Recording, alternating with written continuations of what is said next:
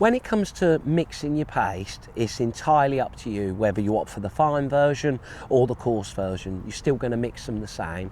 Personally, my favourite's the coarse version. So in Blue Peter style, here's one that we've made earlier, and you'll be able to see that I've mixed it so that it's soft but not too soft. Again, just like when I'm mixing my ground bait, I'd rather make it to a sort of more firmer texture, and then if I want to make it a bit sloppier, all I can do is, like so, take out a little bit of my paste. I can pop that in a separate tub and just add a little bit of water with my hand and sort of soften it up as I'm going.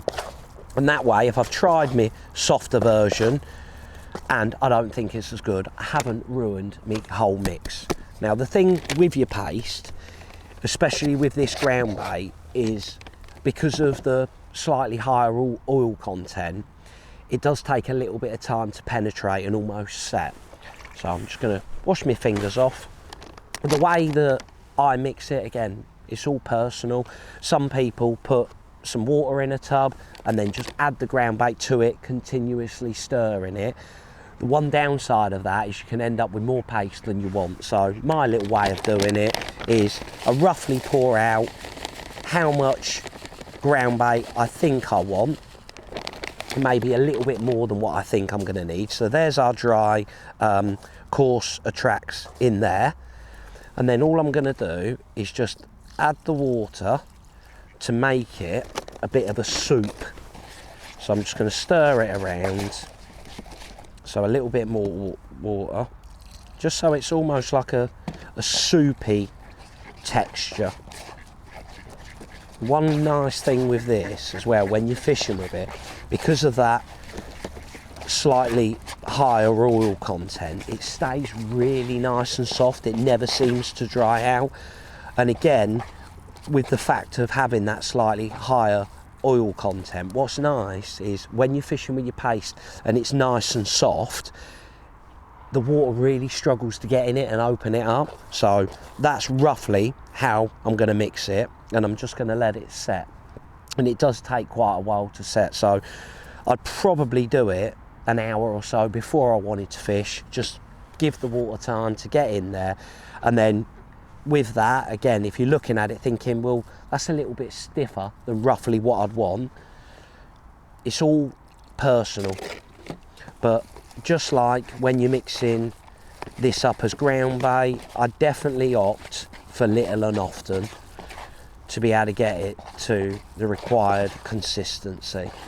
One little tip, I think, when it comes in terms of how soft do you want your paste, I think when you're fishing for lots of smaller fish and you're getting plenty of bites, you can definitely have slightly smaller bits and definitely slightly stiffer paste.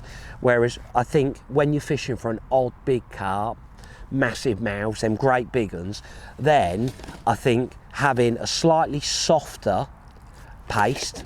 So again, I'm just going to add a bit more water to it, stir them around. You'll be able to see now that one is lovely and soft, and I can take a great big lump out, sort of roll it around in my hand with a nice big hook in the middle of that.